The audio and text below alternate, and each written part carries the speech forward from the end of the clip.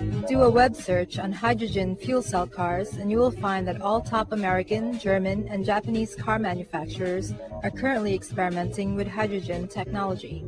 These car manufacturers believe, and environmentalists agree, that hydrogen is the perfect alternative renewable fuel solution. Cars fueled by hydrogen leave no trace of pollution except for a bit of clean water vapor. Could this be the perfect solution? Perhaps. But this technology will require a huge multi-billion-dollar infrastructure change to make the switch to hydrogen fueling stations. Despite several advances in technology, the reality of a hydrogen-fueled car appearing on the streets is still many decades away, or worse, may never be, due to impractical and overly complicated fuel cell car design. In the meantime, fossil fuel resources may run out within your children's lifetime. However, there is hope. There is one hydrogen-powered car in the world that doesn't need a filling station. The car you're about to see runs on tap water from your kitchen faucet. It was developed by Daniel Dingle, who invented and drove his first water-powered car over 30 years ago. This is his story. Hi, so we're at the home of Daniel Dingle, Filipino inventor. He's here to show us a few of his inventions, which includes a car fueled with seawater. This is Mr. Daniel Dingle. So I started this invention way back 1968. It's already about 30 years ago, and I still keep improving it because in any invention there is always room for improvement. It is very difficult to accept that there is one car invented by an ordinary person like him, now running on the road, just using water as fuel. But the principle involved is something universal. Just plain hydrolysis of water and using the hydrogen from the water molecule as a fuel. So I started with that, and then what I did is I went to see the president, former President Marcos, and then explained my invention that could help our economy. The president welcomed the idea, but the problem is there was a coup d'etat, so everything fails. And then comes another president to see the President Cory Aquino, and then as a matter of fact, he ride with the car with me. He was with me in the car, testing the car. And he said that this is the miracle I have been waiting for. But sad to say that after 2 weeks, I was able to know that the government is not in the position to help. It's not only a matter of scientific problem that we are confronted with. In fact, the issue becomes more political than anything else. Because under the agreement between the IMF and the World Bank, our country is under obligation by the IMF and the World Bank not to produce anything that will compete their product. And then, so the 40% oil tax, there will be no more revenue for the government. But I told him that, sir, it will prolong the life of the people because there will be no more pollution. So I keep working on it and then improving my invention, maybe thinking that one day, someday, maybe this invention will be used and it will help humanity. Now we go to the car.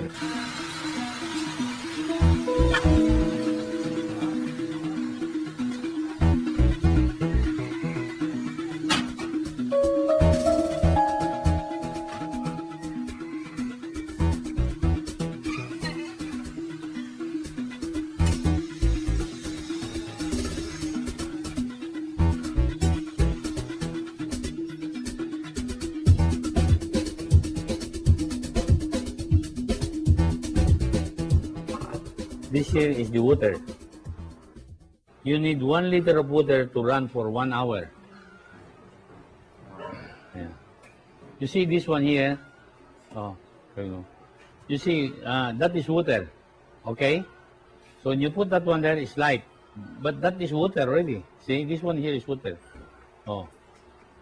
It is not supposed to light the bulb because it's supposed to destroy. because there is water. It's like in electricity when there is water. See that water here? You touch the water. There is no current, but there is a current in it. See, but there is light. Yeah, it's really hard. See? Yeah. So you remove that. See, there is the water. That is the easiest way to split the water. Now here is the switch. You put the switch on here, using that battery. See, immediately hydrogen, oxygen is being produced. Oh. See, then the big balls there goes in here. It goes to the here, and then it goes direct to the combustion chamber. But there is a regulator here which regulates the hydrogen that is needed in the engine. See, and then the oxygen goes here. So when you start the engine, you remove this, the engine stops. Okay, now then now I'll show you. You remove the battery, so you see the battery. That using only one battery. All right, I'll put the switch on. See? No lights without battery. Then you put the battery. Oh, you see. So there is already the splitting of hydrogen using only that small battery. I was able to split the water in very minimal current. That is the trade secret of the invention. You start the engine and start. See, you need about 4 to 5 turns before it runs because there is no fuel pump. It creates first hydrogen being sucked into the intake manifold.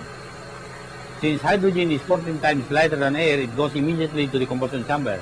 So what you do here, you remove this one here. This is the fuel line. You remove this, the engine stops.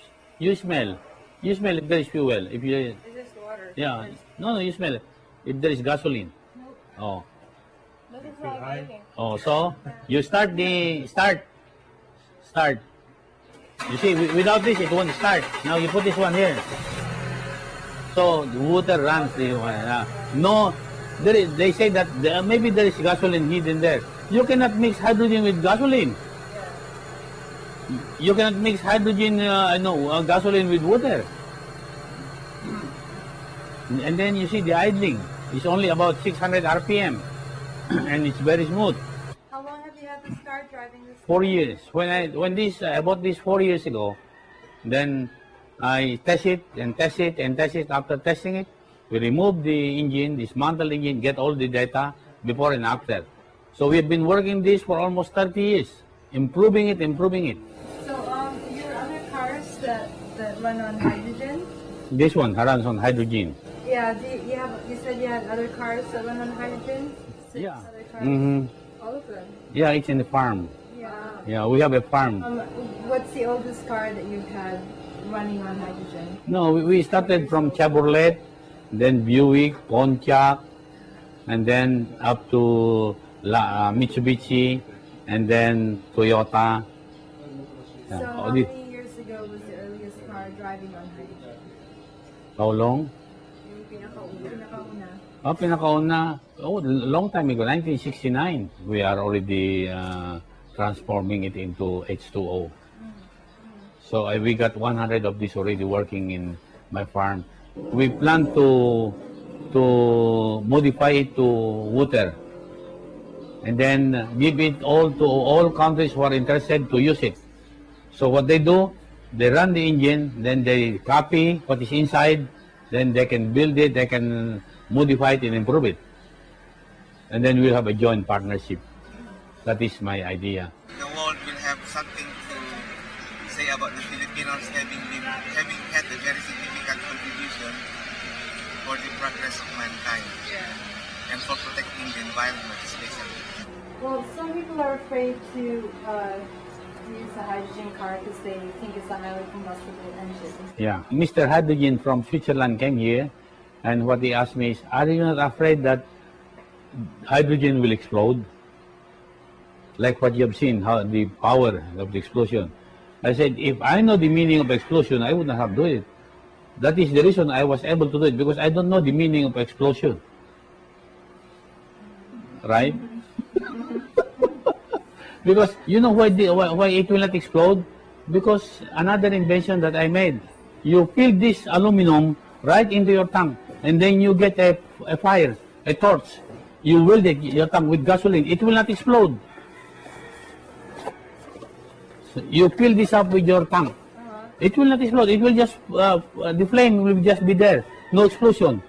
This happens to my car. The car was tested by the German people. They came here, they had it tested, and then they make some proposals, but I didn't like the proposal. It is a one-sided proposal.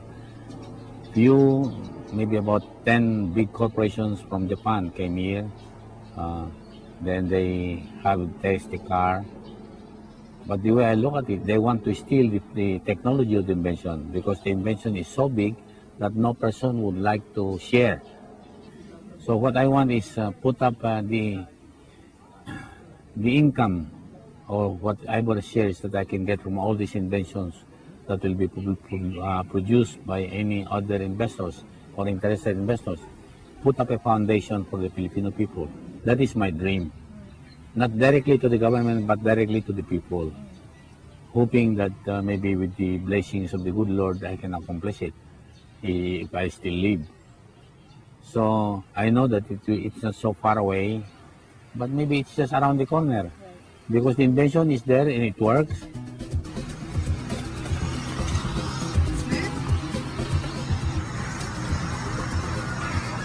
So is there a warm-up time or anything? No warm-up time. And this car is 4 years old, driving on water. Yeah.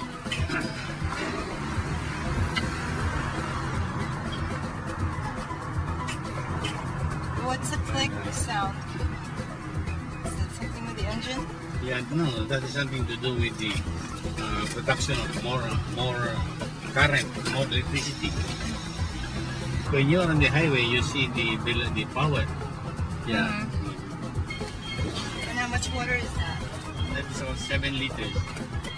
And it's seawater, not mineral water, or? No, so much better because ordinary water. Like, let's say, tap water. The higher the salt content, the better, or? Yeah, the higher the salt, the better. Like producing heavy water from salt water, which is, deuterium.